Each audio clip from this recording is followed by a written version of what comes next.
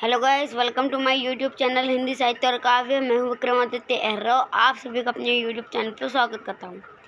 आज हम पढ़ेंगे क्लास 10 साइंस का चैप्टर 6 लाइफ प्रोसेसेस के इस वीडियो लेक्चर में सारी एनसीईआरटी एक्सरसाइजेस को जो आपकी इस पूरी बुक में दी हुई है।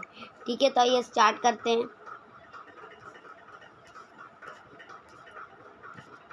तो आते हैं हमारे पहले सेट की तरफ। तो हमारा पहला सेट है पेज नंबर क्या है ये 95 पे। ठीक है, क्या है question is why is diffusion insufficient to meet the oxygen requirement of multicellular organisms like humans. ठीक है, तो इसका बहुत सिंपल सा आंसर है, because in multicellular organism only cells of skin are in direct contact with the environment and cell of rest of the body are not in direct contact with the environment. Thus, if all the raw material required to sustain life are transported by the process of diffusion, it will take very long time to reach all parts of the body. To overcome this problem, multicellular organisms have specific organ system for transport of various substances like digested food, oxygen, carbon dioxide, water, waste product, byproduct, etc. ठीक है, next question है, what criteria do we use to decide whether something is alive or not? If something shows the following characteristics, then it is living being, otherwise it is non-living being. Now what are those characteristics? It can move, it can eat food, it can do the respiration process, it can do the excretion process, it can respond to the changes around the surroundings, okay, and it will grow and develop, ठीक है, etc. Next is that what are outside raw material used by an organism? So see, all organisms take in oxygen, water and food as raw material from the outside. Even plants, animals and humans, we take oxygen, water and food as a raw material from outside.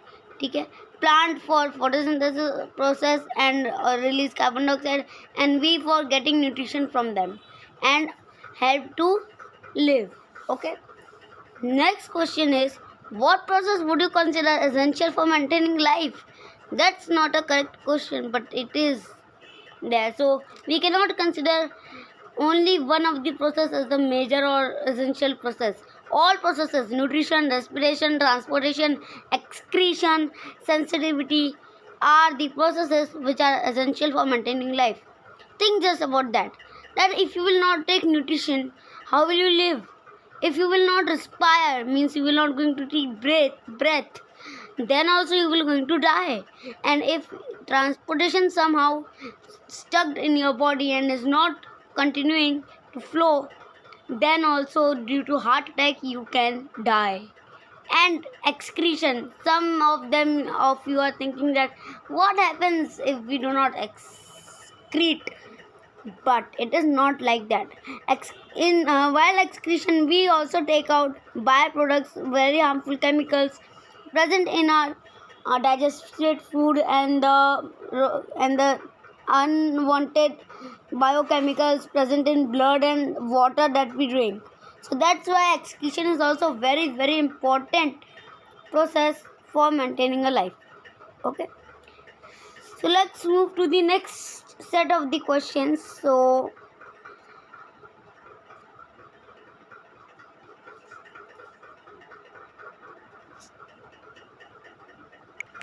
this is our next set questions.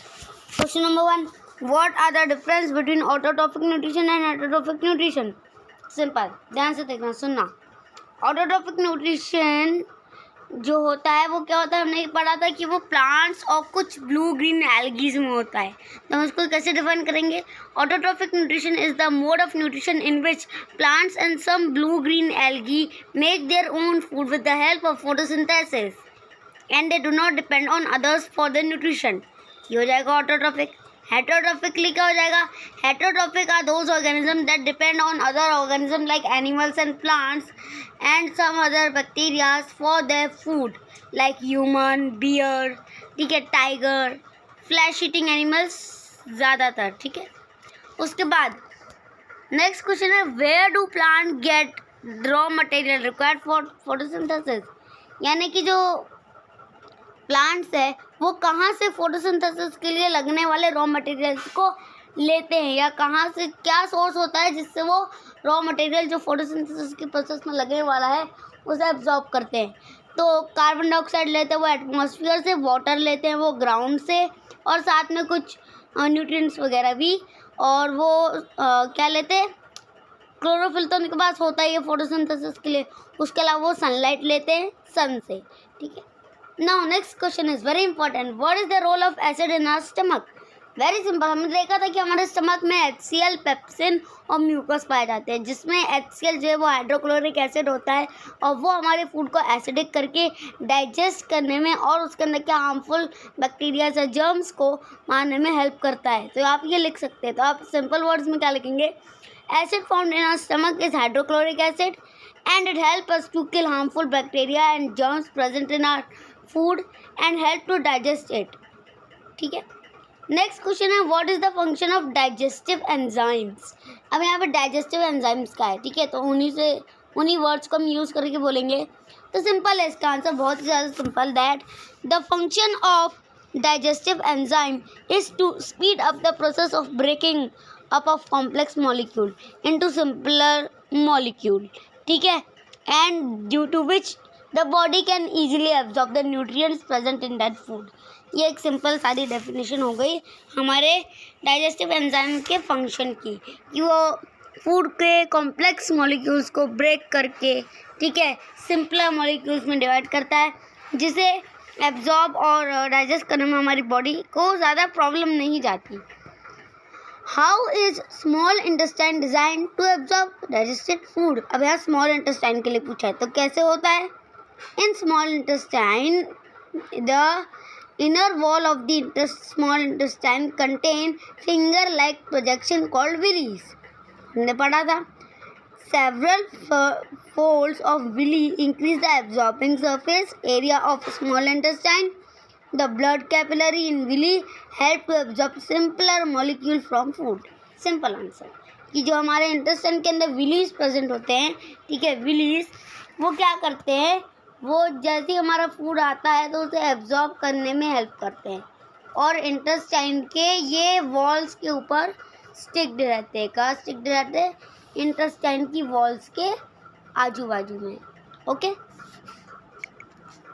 Next question is that on next set of the question क्या है?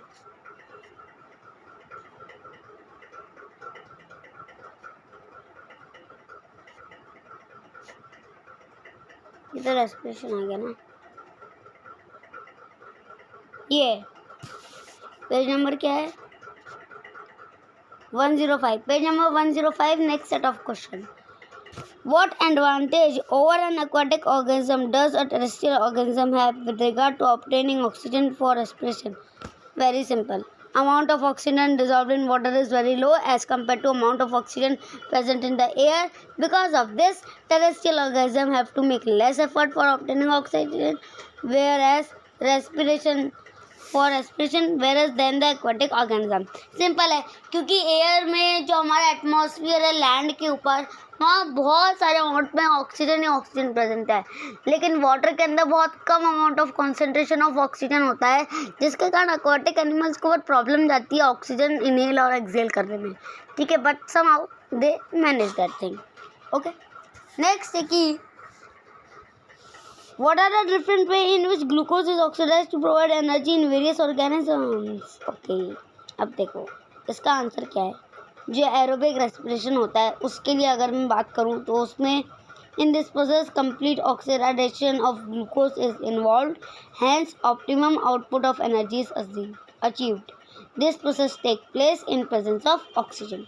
और अगर मैं anaerobic respiration की बात करूँ तो this process take place in the absence of oxygen, hence complete oxidation of glucose does not take place।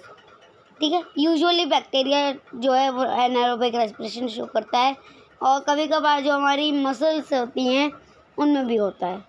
Next question क्या है? How is oxygen and carbon dioxide transported in human being? Simple, Oxygen and carbon dioxide are transported in human being with a gas transportation system. This system is mainly composed of the following part. आप कौन कौन से part लिखेंगे? Lungs, hearts, veins, arteries. तो lungs के लिए क्या लिखेंगे? Lung help in breathing in oxygen rich air and breathing out CO2 gas. Heart pump the deoxygenated blood to lung for oxygenation and pump oxygenated blood to different organ of the body. Vein usually carry deoxygenated blood from different part of the body to the heart. One exception is that pulmonary vein which carry oxygenated blood from lungs to heart. जो हमने heart के case में देखा भी था, मैंने आपको कहा था कि पल्मोनरी वेन जो left side of the heart के टॉप मोस्ट पार्ट में पाई जाती है, एरोटा के थोड़ा नीचे, वो ऑक्सीजनेटेड ब्लड को लाती है. लेकिन बाकी सारी जो वेन्स होती है वो डीऑक्सीजनेटेड ब्लड को ही लाती है. और उसके बाद रही बात आर्टरीज की, तो आर्टरीज जो है वो ऑक्सीजनेटेड ब्लड ही कैरी करती है हार्ट से डिफरेंट पार्ट्स ऑफ बॉडी तक. ठीक है. अब नेक्स्ट क्वेश्चन क्या? How are lung design in human being to maximise the area of exchange of gas? इसका आंसर बहुत सिंपल है, ध्यान से सुनिएगा. In the lungs air passage divide into smaller tubes called bronchi which form bronchiole. The bronchiole terminate in balloon-like structure called alveoli. Alveoli present in lung provide maximum surface for exchange of gas. Alveoli have very thin wall and contain an extensive network of blood vessels to facilitate exchange of gases.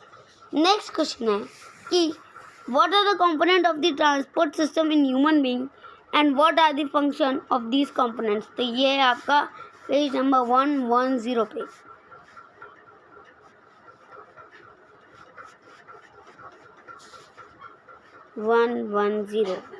There here it is.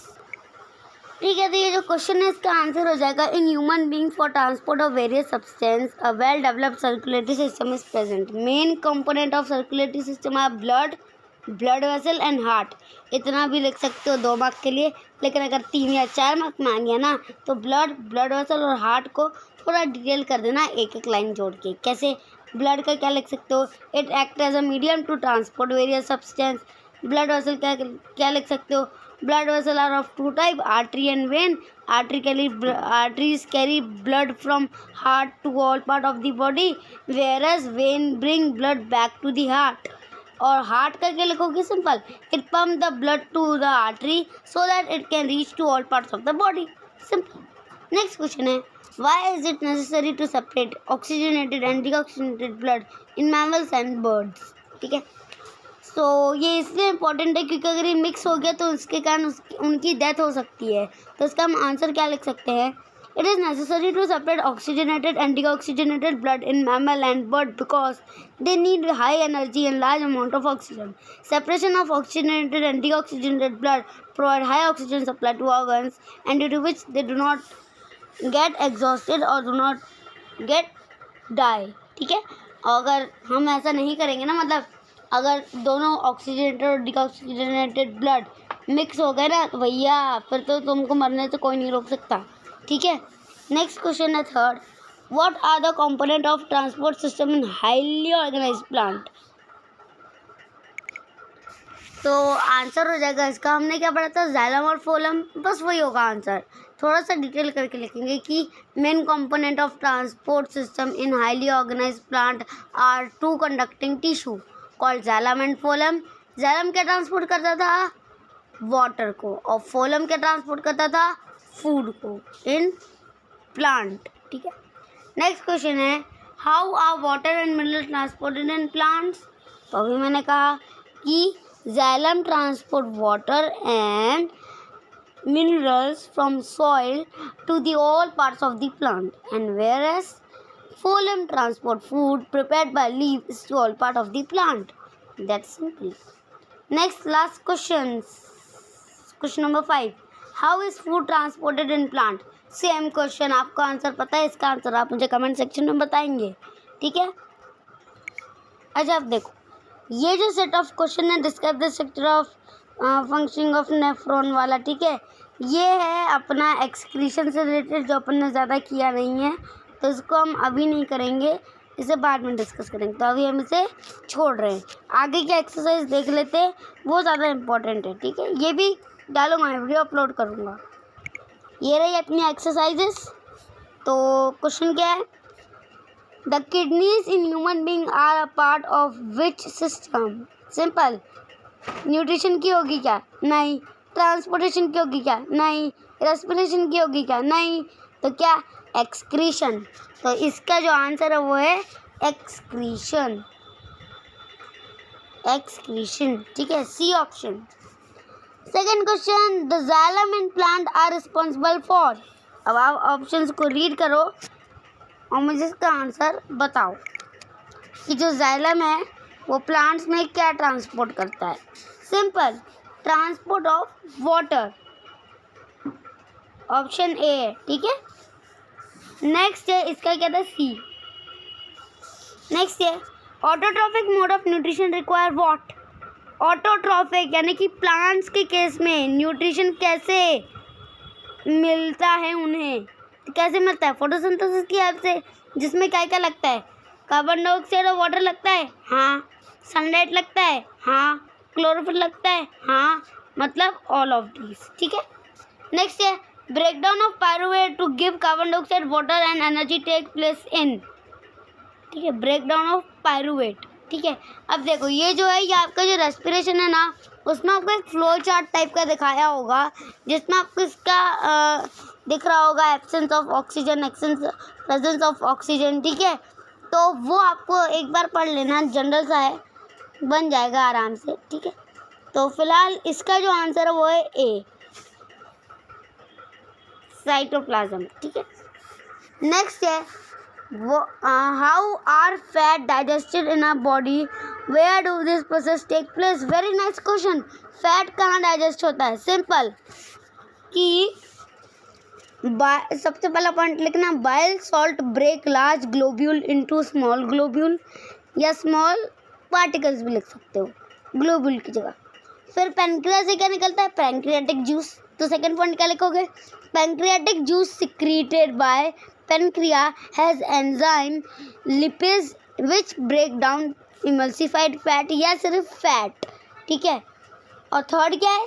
Third point हो जाएगा, enzyme secreted from the wall of small intestine finally convert fat into fatty acid. ये एक छोटा सा point था याद रखने का कि फैट फैटी एसिड और carbohydrate glycerol protein amino acid में कन्वर्ट होता है। ये आपको पता ही होगा, आप इतने बड़े क्लास में तो आ ही चुके हो, ठीक है, 9th में पढ़ा होगा आपने। तो अब क्वेश्चन नंबर 6 की तरफ बढ़ते हैं। What is the role of saliva in digestion of food? Simple, saliva secretes salivary amylase which break down starch present in food into simple sugar inside the mouth only, ठीक है, ये मैंने आपको बताया भी था। अब नेक्स्ट क्वेश्चन है 7, what is the role of saliva in digestion of food? what are the necessary condition for autotrophic nutrition and what are its byproduct? Necessary condition for autotrophic nutrition are CO2 is necessary for photosynthesis, sunlight is necessary for photosynthesis, water is required, chlorophyll is essential and oxygen is liberated as byproduct। 5.5 mark के लिए, that's all, ठीक है। अब next है question number 8, what are difference between aerobic and anaerobic respiration? Name some organism that use anaerobic mode of respiration। इसका answer ध्यान से सुनना। पहले मैं एरोबिक के लिए बता रहा हूँ 2 पॉइंट। पहला है when oxidation of food nutrients occur in the presence of molecular oxygen, it is called aerobic respiration। और इसी एरोबिक रेस्पिरेशन का दूसरा पॉइंट है more energy is produced as oxidation is complete। अब anaerobic का सुन लीजिए, when oxidation of nutrients occur without the utilization of molecular oxygen, it is called anaerobic respiration। and second point, less amount of energy is produced as oxidation is not complete, ठीक है। अब question number 9 क्या है? How are alveoli designed to maximize the exchange of gases? Simple है, In human being, to maximize the area of exchange of gas, inner surface of lung has smaller tube that terminate into balloon-like structure called alveoli. Wall of alveoli have extensive network of blood vessel, ठीक है, and dissolve the oxygen into the blood. Question number 10. What would be the consequences of a deficiency of hemoglobin in our body? अब देखो ये question कहाँ से आया है, तो ये क्वेश्चन आया है यहाँ से, आर्टिफिशियल किडनी हीमोडायलिसिस से।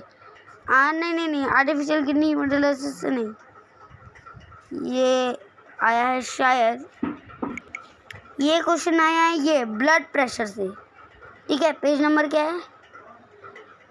107। यहाँ पे ब्लड प्रेशर का टॉपिक है, इसे एक बार पढ़ लेना और थोड़ा बहुत याद भी कर लेना, ठीक है। तो उसी से एक क्वेश्चन आया है, तो यही देखते क्या है क्वेश्चन। क्वेश्चन नंबर 10 था, ठीक है। तो इसका आंसर क्या हो जाएगा क्वेश्चन नंबर 10 का? Deficiency of haemoglobin in our body will affect the supply of oxygen to tissue and cell because haemoglobin is the carrier of oxygen. Thus a person show symptom of breathlessness, यानी सांस का कम लेना, tiredness, जल्दी थक जाना, with indication of iron deficiency, that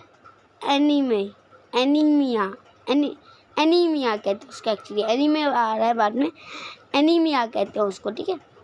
11th, describe double circulation in human being, why is it necessary? Simple, the circulatory system of man is called double circulation as the blood passes through the heart twice in one complete cycle of the body. It involve two circulation, पहला pulmonary यानी pulmonary vein से आने वाला। It begins from the right ventricle, which expels the blood into pulmonary trunk. The blood flowing into the vascular system of the lung becomes oxygenated and return to the heart through pulmonary vein. And systematic circulation. This circulation starts from left ventricle, which sends the blood into the aorta. The aorta divided into arteries, arterioles, and finally into capillaries. There was supply of oxygenated blood to various parts of the body. From there, deoxygenated blood is collected by venules, which join to form veins and finally vena cava, and pour blood back into the right atrium of heart. Simple. अब next question है कि हाँ, what are difference between transport of material in xylem and phloem? Simple है, xylem जो है water और minerals को transport करता है और फ्लोएम प्रिपेयर्ड फूड को जो लीफ बनाती है। अब 13th क्वेश्चन आपका होमवर्क है। मिलेंगे नेक्स्ट वीडियो में विथ न्यू टॉपिक, तब तक के लिए स्टे सेफ, स्टे हेल्दी, ओम सरामन बाय। और हाँ, अगर आपको एक्सरसाइजेस पूरी समझ में आ गई हो हमारे चैप्टर लाइफ प्रोसेस की, जो कि चैप्टर 6 है, तो वीडियो को लाइक करना, शेयर करना, सब्सक्राइब करना। मिलेंगे नेक्स्ट वीडियो में विथ न्यू टॉपिक, तब तक के लिए स्टे सेफ, स्टे हेल्दी, ओम सरामन बाय।